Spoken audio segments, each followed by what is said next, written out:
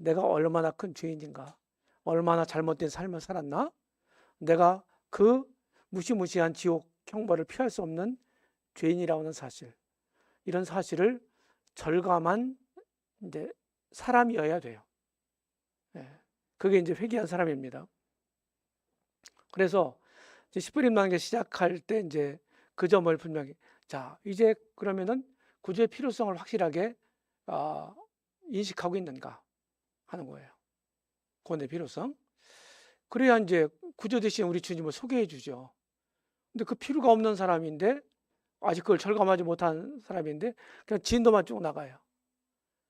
그러면은 지식적으로 난 알 수가 있어요. 예수님이 어떤 분이고 그분이 하신 일이 뭐고. 그래서 이제 그런 사람들은 믿음을 갖기가 어렵습니다. 그래서 이제 카더라 통칭을 하는 거예요. 예수님이 이런 분이라 카더라. 예수님이 이런 일을 했다고 카더라. 했다 카더라. 이렇게. 그러니까 남의 얘기를 하는 거예요. 자기 얘기가 아니고. 그래서 여기서 진짜 우리가 말하는 대로 복음을 풀어줄 건지 안 풀어줄 건지, 더 진도를 나갈 건지, 여기서 멈출 건지, 이런 거를 전도자가 잘 진단해서 결정해야 합니다. 대부분 사람들은 이제 분들은, 우리 형제님들은 이제 오래된 분들은 걱정을 해요. 이런 자료들을 이용해서 이제 복음을 전하면 마치 패키지 복음이 아닌가, 이것이. 우리가 그렇게 하지 않았어요. 이 진도만 다 나가면 구원이다, 이렇게 말한 적도 없고 그렇게 해서도 안 되죠.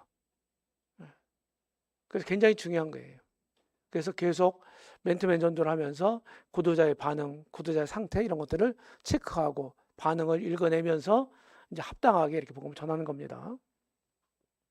자, 회개가 충분하게 되었다고 판단이 되면 이제 복음을 풀어줍니다. 시프림한테 진도를 나가요. 안 되었다고 생각하면은 어떻게 합니까? 진도를 나가면 안 돼요. 그런데 이걸 복음을 풀어줄까 안 풀어줄까 하는 이런 망설임이 있는 사람들이 있어요. 실제로. 네. 이제 그런 분들한테 아까 말씀드린 것처럼 개인적인 시간을 한 15분 정도 준다 이 말이죠. 네. 그리고 성경 읽도록 하고 회개하도록 하고, 이렇게 해서 하고 이제 또 점검해서 그냥 그래도 복음을 풀어주는 게 좋겠다 싶으면 복음을 풀어줍니다. 네.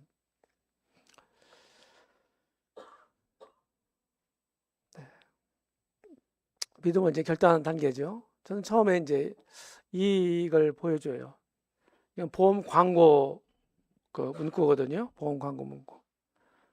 나이가 들수록 위험하니까 평생 보장받으세요. 한 번 가입으로 평생 동안, 길어진 인생만큼 평생 보장이 필요하다. 뭐 보험을 대개는 몇 개씩 가지고 있죠. 대개는 현대인들은, 그렇죠? 건강보험 무조건 들어있고, 거의 의무니까. 자동차 있는 분들은 자동차 보험, 책임보험이라도 의무적인 가입이니까, 그죠? 이거 분명히 들어있고, 무슨 또 실손보험 있을 수 있고, 암보험 있을 수 있고, 여러 가지가 있단 말이죠. 그렇죠? 네. 그 보험이 있단 말이에요. 그래서 이 보험에서 이제 착안을 낸 건데, 천국보험이더라. 이 복음이라는 것이. 그래서 제가 정리를 한번 해봤어요. 내가 소개해 주려고 하는 게 천국보험이다. 한번 들어보고 마음에 들으면 가입해라. 이제 이렇게 하는 겁니다. 가입 대상 누구나. 연령, 성별, 질환자 차별이 없다. 저같이 좀 나이가 좀 이렇게 든 사람들은 새로운 보험 들기가 쉽지 않아요. 들긴 들어주는데 보험료가 비쌉니다. 근데 그런 거 안 따지겠다는 거예요. 가입 시기는 바로 지금이다. 이게 이제 한시 판매 중인데 곧 마감될 수도 있다 하는 거예요. 이 가입하고 싶어도 못할 때가 있다는 거예요. 곧 올 수 있다. 월납금은 이게 메리트가 좋아요. 무료예요. 본인 부담 없어. 근데 꼭 한 가지 알아야 될 건 대납자가 있다는 거예요. 대납자. 가입 특혜는 하나님의 가족이 되는 거고, 보장 내용은 100세까지가 아니고 영원 종신보험이다. 진짜 메리트 있죠.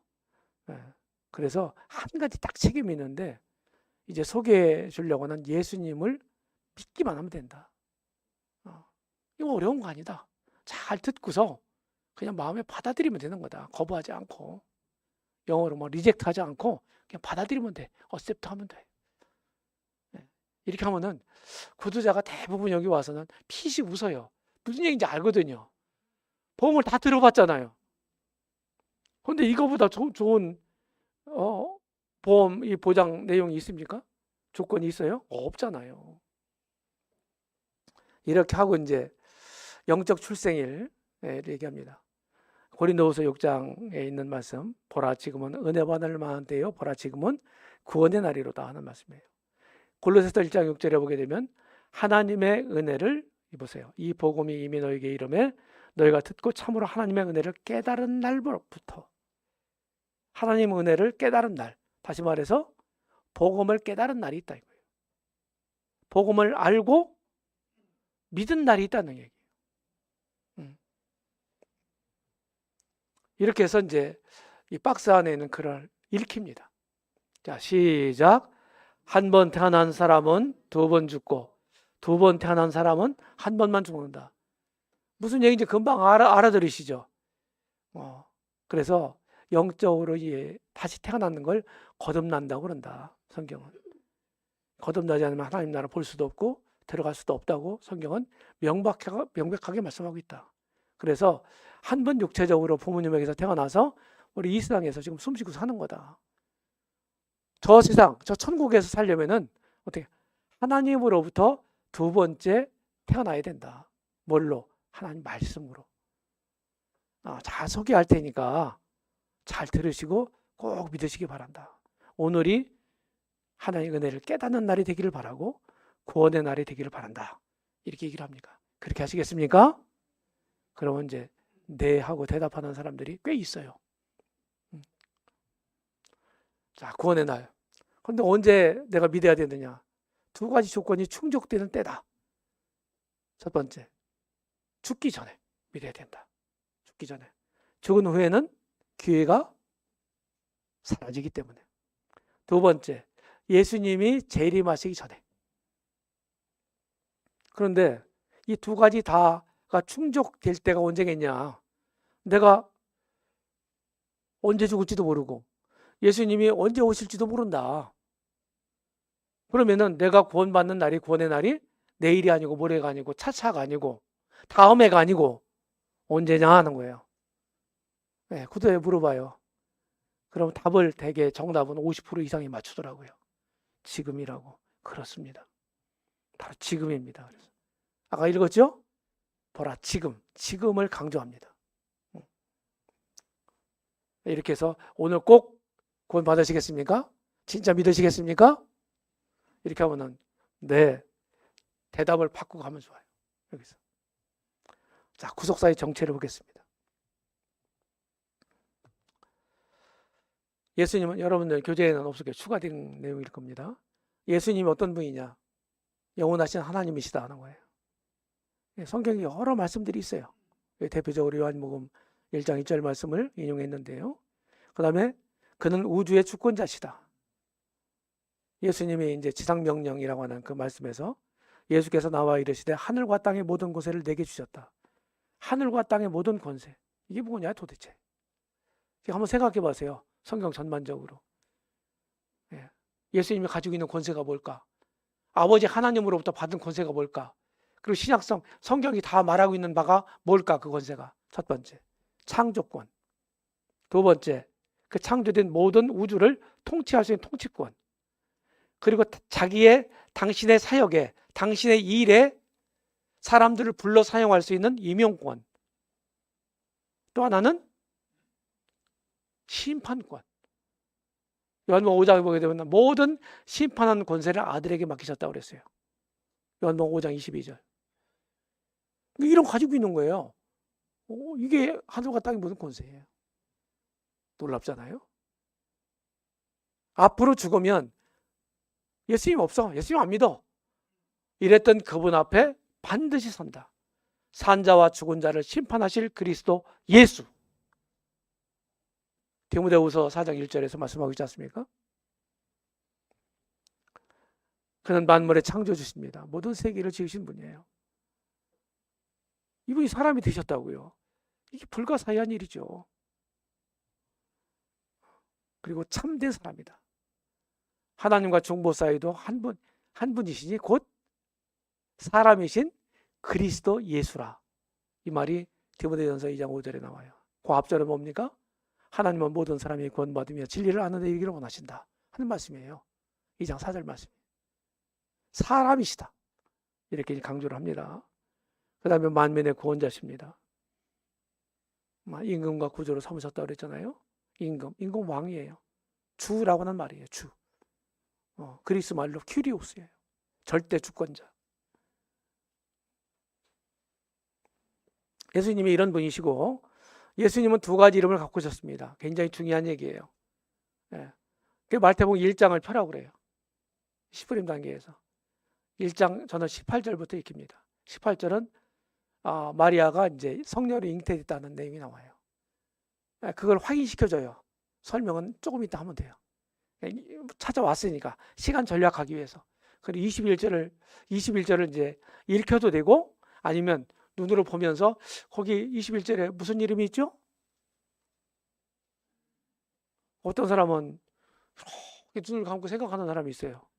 그 말씀에 있잖아요. 예수요. 그 이름 뜻이 뭐예요? 또 이렇게 생각해요. 거기 있잖아요. 의미가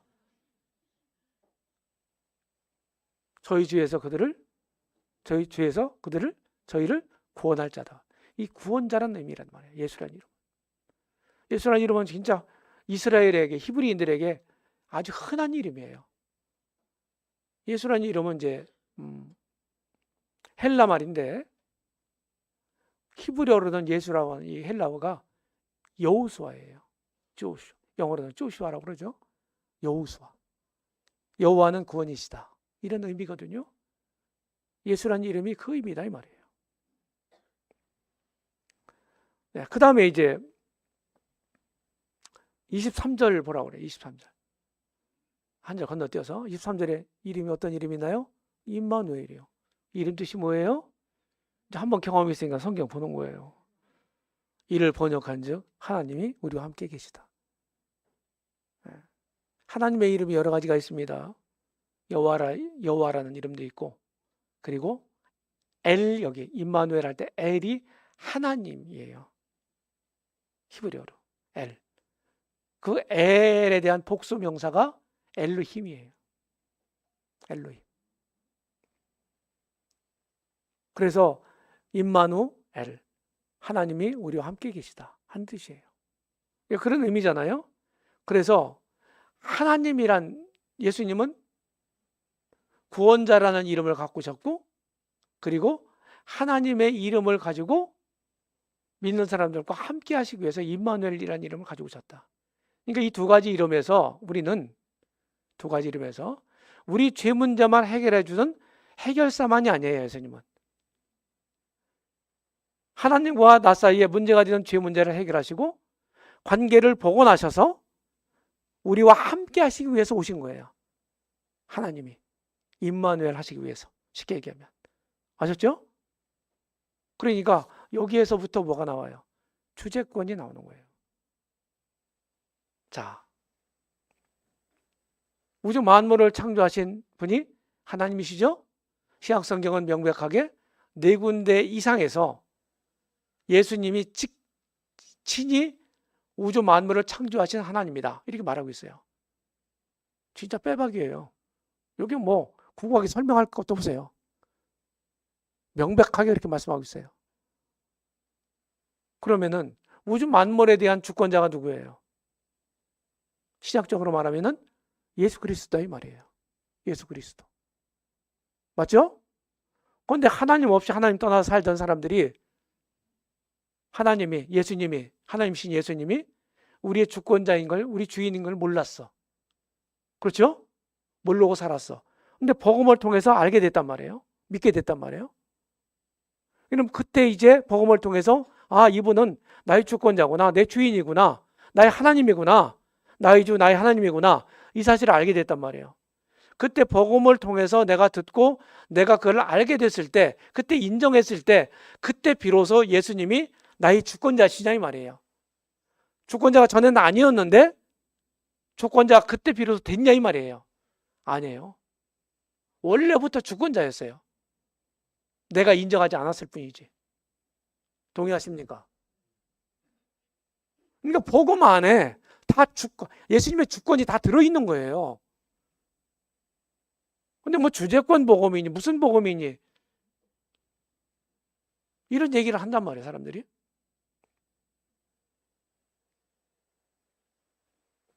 그래서 신약 성경을 보게 되면요, 구주란 말이 나오고 이 주라고 하는 말이 나와요. 주. 이 큐리오스란 헬라어예요. 이거는 둘이 없는 딱 하나밖에 없는 절대적인 주권자를 얘기하는 거예요. 큐리오스란 말은. 그래서 왕, 주권자, 하나님, 임금님 이런 뜻이에요. 그런데 여기 신약에서 사용한 용례를 보세요. 구주라는 말, 소테리라고나 헬라어는 24번 사용됐어요. 그런데 큐리오스라고 하는 이 주라고 하는 말은 725예요. 이렇게 사용됐다고요. 믿는 사람들이 예수님을 주님이라고 불러서 그때부터 주님이 된 게 아니에요.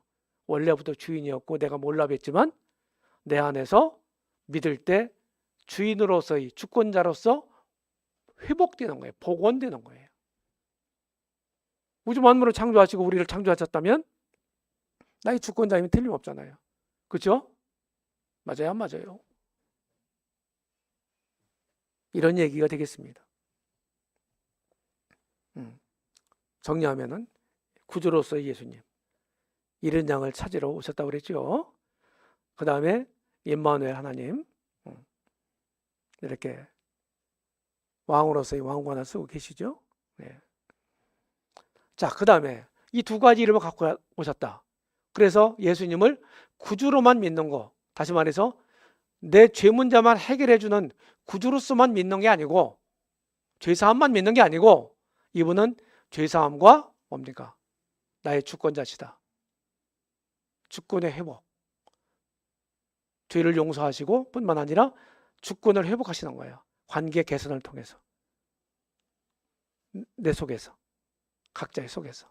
이게 두 가지 이름의 의미예요. 그러면 먼저 하나님과의 관계가, 예수님과의 관계가 회복되려면은, 복원되려면 어떻게 해야 돼요? 문제가 뭡니까? 하나님과의 관계에서. 죄가 문제라고 그랬죠? 먼저 죄 문제를, 나의 죄 문제를 하나님의 방법으로 해결해야 돼요. 그래서 하나님이 문제 삼지, 그래야 문제 삼지 않으시던 거예요. 그래서 먼저 구주로서 역할을 한번 우리가 본다면, 우리의 구주가 되려면은 아무나 될 수 있는 게 아니에요. 자, 우리 죄값으로 뭘 요구했습니까? 우리 목숨을 요구했잖아요. 그래서 우리가 죽어야 돼요. 내 죄값을 지불하기 위해서 죽어야 돼요. 죽은 다음에 심판받잖아요. 그러면은 내가 죽으면 끝나니까, 구원받을 기회가 사라지니까, 내가 진짜 영원한 천국에 가려면은, 하나님과의 관계가 복원돼서 영원토록 하나님과 함께 살려면 어떻게 돼요? 자격을 갖춘 나의 대속자가 필요하다 이 말이죠. 그분이 누구예요? 인간 사이에는 없어. 하나님 그걸 아셔. 모든 사람이 다 죄인이니까 자기 죄 때문에 죽어야 돼. 그러니까 구주가 될 수가 없어, 사람은. 그래서 하나님이 친히 구주가 되시기로 작정하신 거예요. 그러니까 하나님이 사람이 되신 거예요. 하나님 죽으실 수가 없죠. 맞죠? 죽으실 수가 없기 때문에 죽을 수 있는 사람 모습으로 태어나신 거예요. 근데 죄를 유전받아 태어나면 또 안 되는 거야. 그래서 무죄하게 태어나기 위해서, 죄 없는 구주가 되시기 위해서 성령으로 잉태가 된 거예요. 특별한 방법으로. 다 그런 이유가 있는 겁니다. 여기서 그걸 설명해 주는 겁니다. 자, 이렇게 네 가지로 제가 이제 정리를 해봤는데, 사람이면서 더 월등해야 된다. 사람의 생명의 가치보다. 이게 무슨 얘기인 거 하면, 자, 아담 하와가 잘못했잖아요. 그렇죠? 그래서 그 죄가 유전받아가지고 어떻게 됩니까? 다 우리가 죄의 삶을 살잖아요. 죄인이 돼가지고. 사람이 저질러 놓은 것을 사람이 회복해야 되는 거예요. 만약에 아담이 잘못한 것을 그냥 내버려 뒀어. 그냥 끝났어. 그러면은 하나님은 아담을 창조하신 것이 실패작이 되는 겁니다. 하나님 그러실 수 없죠. 그래서 사람을 만드시고 사람을 통해서 이루고자 하는 하나님의 계획이 있었단 말이에요. 목적이. 근데 그것이 아담과 하와가 범죄함으로써 숲으로 돌아갔어. 근데 그거를 회복하기 위해서 참된 사람으로 이 땅에 보내신 거예요. 아드님을, 하나님 아버지가. 그러면서 우리 사람이면은 내가 의인이고 우리 형제님이 죄인이야. 그럼 1대1로 대속할 수가 있어. 내가 진짜 의인이라면. 맞죠? 한 사람 목숨값을 내가 똑같은 동질의 생명을 가진 내가 그 죄를 대속해 줄 수가 있다고. 그럼 다른 사람들은 어떻게 하는데? 수많은 대속자가 필요하잖아요. 그런데 하나님은 하나님이 사람이 되셨다고. 그 하나님이 어떤 분입니까? 우주 만물을 만드신 분이라고요.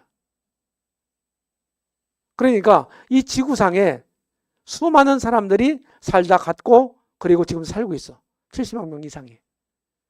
그럼 그 사람들을 만드신 그분이야. 예수님은. 그럼 그 모든 사람들의 생명값을 합친 값보다 그 모든 사람들을 만든 그분의 한 번의 생명값이 어떤 게 더 가치가 있을까요? 얘기해 보세요. 논리적으로. 만든 그분의 한 번 생명값이 더 크죠. 그분이 만든 이 우주의 값보다 값을 매긴다면 이 우주를 대우주를 값을 매긴다면 그 값보다 예수님 한 분의 생명값이 더 커요. 그러니까 우주를 사고도 남는다고. 우주를 구속하고도 남는다고요. 예수님의 생명값으로. 그러니까 우리 모든 사람들을 구속하기에 우리 모든 사람들이 구원받을 수 있는 충분한 대가를 지불했다. 이런 말이 되는 겁니다. 같이. 그 다음에 무죄해야 돼. 죄인이면 안 돼. 그게 성령으로 잉태됐다고요. 성경 보면 어떻게 됩니까? 성령으로 잉태돼 무죄하게 태어났고 죄를 범치도 않으셨고 죄를 알지도 못하시고 죄가 없는 분이요. 그래서 예수님은 의인이요. 그러니까 죄인을 대신할 수가 있죠. 그렇죠? 그 다음에 대속해야 돼. 대신 목숨값으로 생명, 사람의 이제 그 피를 흘려 죽어야 되잖아요. 구약의 제사적 같은 거 보면은 사람들의 생명이 어디에 있어요? 피에 있다 그랬잖아요. 레위기 11장 11장 17, 17장 10절, 11절, 17장 11절. 육체 생명은 피에 있다. 이 피로써 죄를 속한다 그랬어요.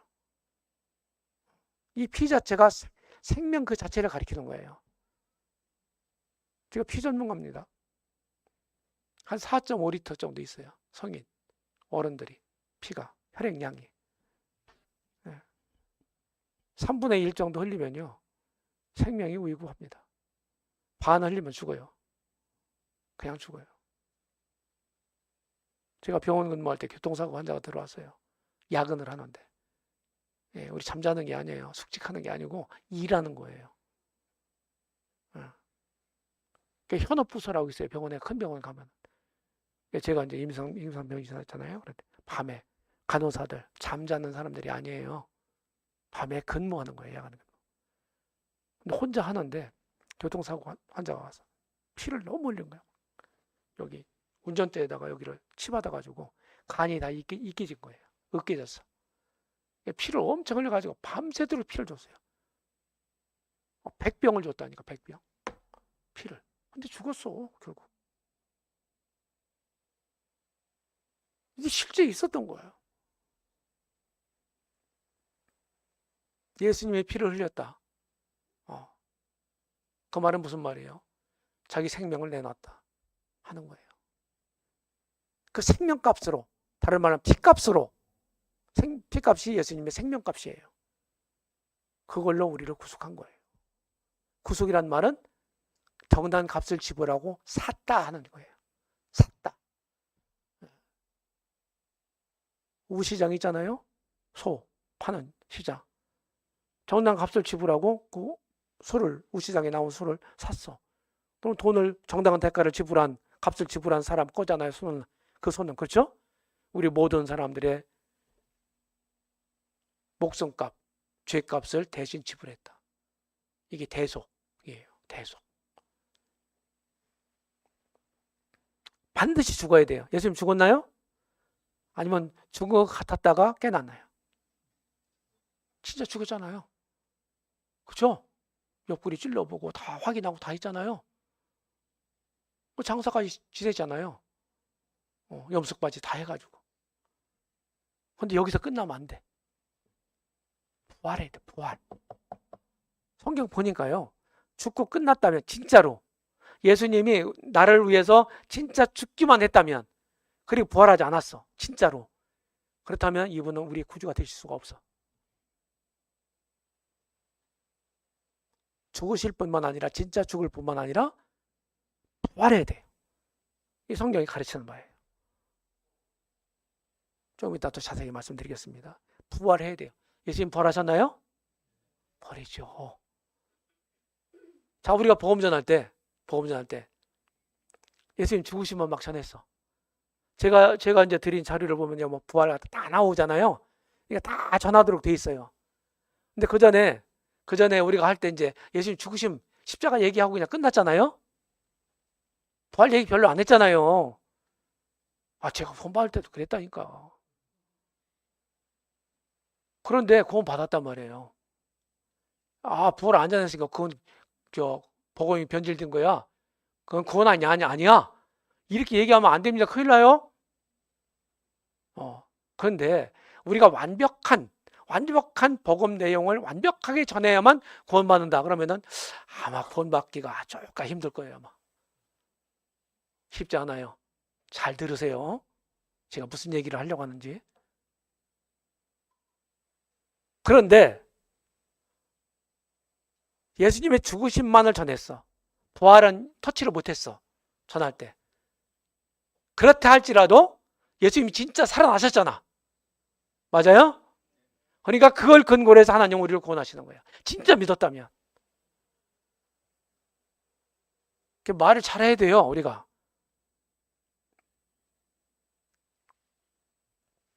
자, 구속자의 사역을 보겠습니다. 오전 9시에 달리셨어요. 현대학자들에 의하면 AD 33년 4월 3일 금요일 오전 9시 십자가에 못 박히셨어. 그리고 6시간 동안 십자가에 달리셨다가 오후, 우리 시계로 오후 3시, 성경적 용어로 제9시에 운명하셨어요. 그런데 3시간은 햇빛이 있었는데 3시간은 온 땅에 어둠이 임했죠? 이거 표시한 거예요.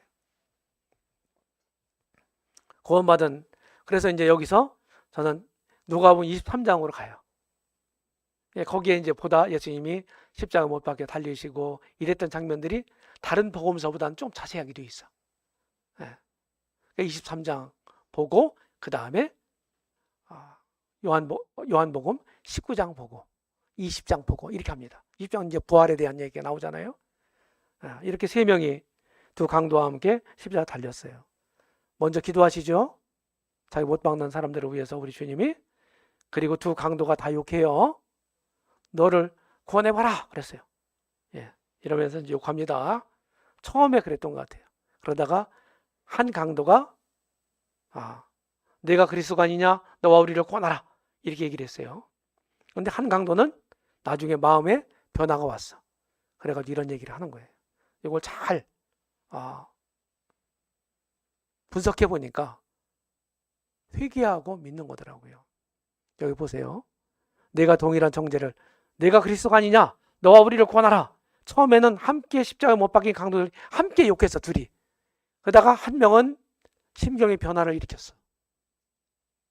무슨 얘기 알죠? 성경을 복음서를 종합해 보니까 하나님을 두려워하지 않느냐? 우리는 우리의 행한 일에 상당한 보응을 받는 것이니 이게 당연하다. 그랬어요. 우리는 마땅히 죽을 죄를 져서 이렇게 지금 사형 집행을 받고 있는 거야. 이게 무슨 얘기예요? 자기 죄인인 걸 알고 자기들이 지은 죄 때문에 이렇게 처형을 받는 거야. 죄인인 걸 인정한 거죠? 맞아요, 안 맞아요? 이게 당연하지만 그랬어요. 근데 이 사람이 행한 것은 옳지 않은 게 없다. 이 사람은 누구예요? 예수님 가리키거든요. 그러니까 예수님이 똑같이 십자가에 못 박혀 죽는데 중죄인들을 처형시키는 십자가 형틀인데 자기들과 다르다는 거예요. 예수님은. 예수님이 어떤 분인지를 알았다는 얘기잖아요. 그렇죠? 자기들과 달랐다. 예수님은 우리가 자기들과 다르다. 이것을 이제 깨닫게 된 거예요. 그래서 이런 얘기를 하는 거예요. 그리고 자기들을 어떻게 하냐? 부탁합니다. 예수여 당신의 나라에 임하실 때 나를 기억하소서. 의탁하는 거잖아요. 의탁. 믿고 맡기는 거잖아요. 자기 자신의 장래 운명을. 예수님이 보통 분이 아니라는 것을 알아차렸어요. 이 한강도가. 이런 사람한테 예수님이 뭐라고 그러세요? 낙원을 약속하시죠? 그러면 이 회개한 강도, 이 강도가 주님 나라 가면은 우리가 만날 수 있을까요? 없을까요? 저는 만날 수 있다고 생각합니다. 여기서 믿었다고 생각해요. 침례도 안 받았어. 교회 생활도 안 했어. 물론 이때도 교회도 없었지만. 그런데도 이렇게 지금 죽어가고 있는 판에 예수님 어떤 분인지를 알고 예수님 믿었다. 자신의 운명을 맡겼다. 믿음으로 의탁했다. 이렇게 해서 지금 낙원이 어디겠냐? 천국 아니냐? 약속 받았는데. 그럼 구원 못 받을 사람이 어디 있겠냐? 이렇게 얘기하면요. 이 구도자가 아주 평화롭게 들어요, 이 말을. 기분 좋게.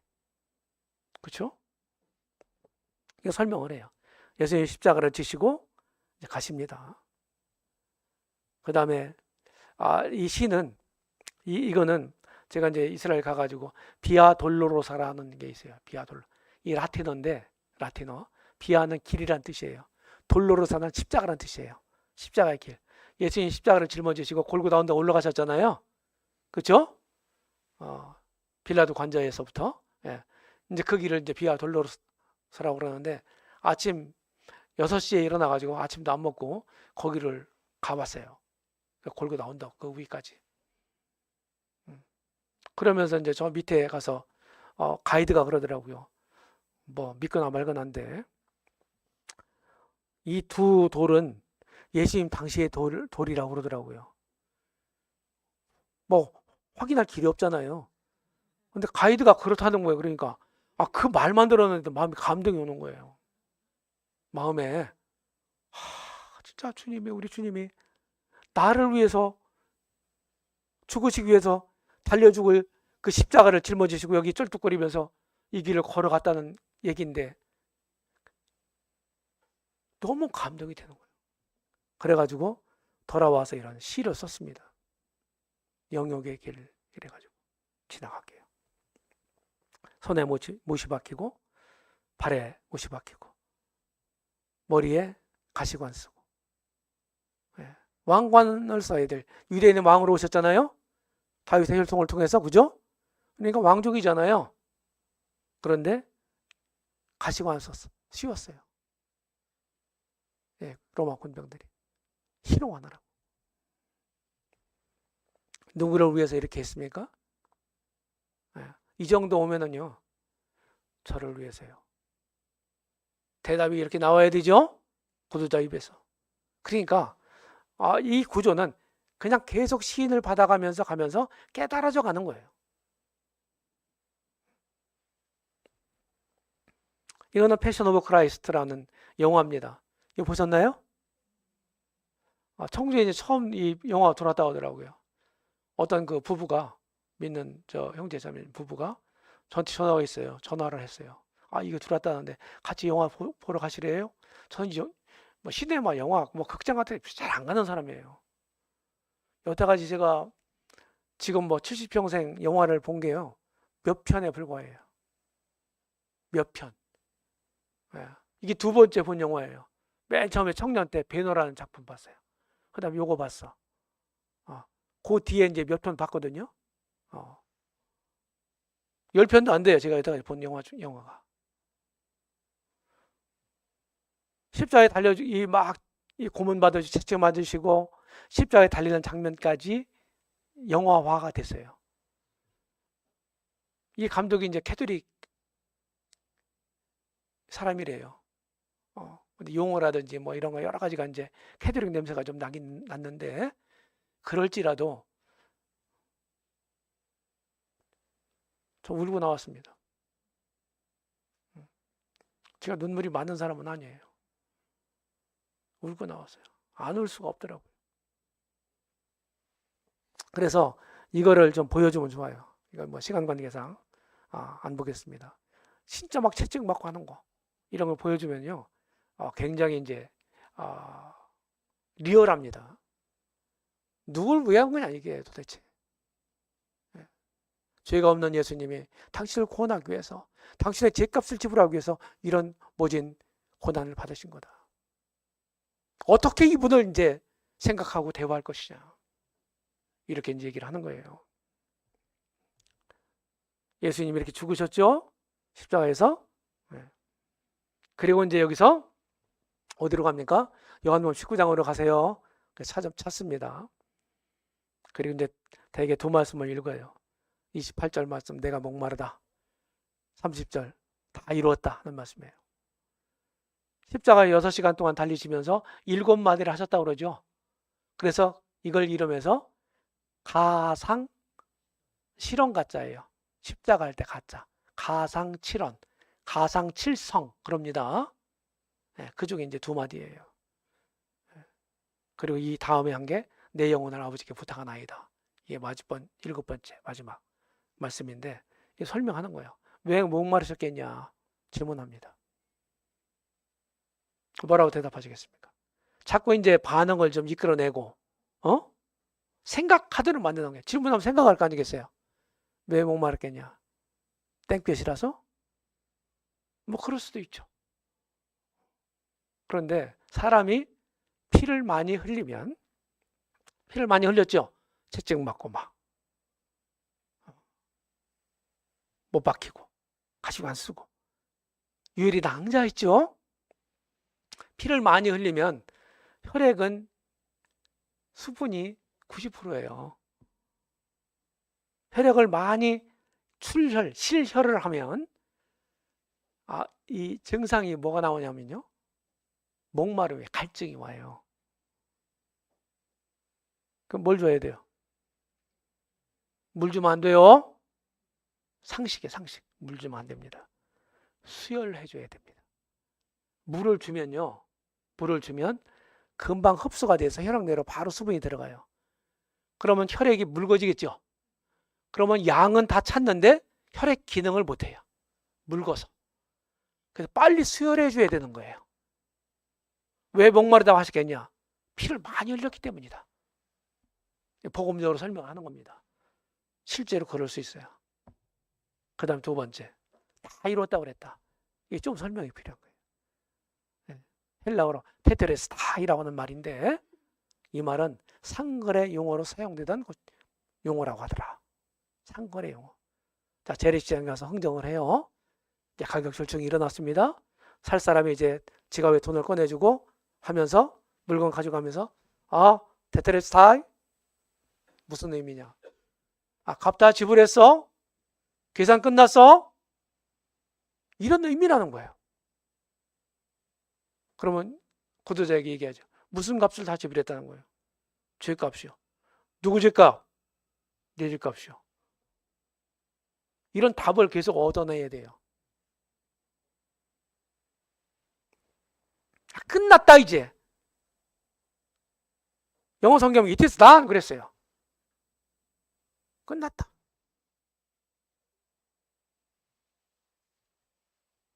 예수님이 부활하셨죠? 네, 부활. 종치셔야 돼요.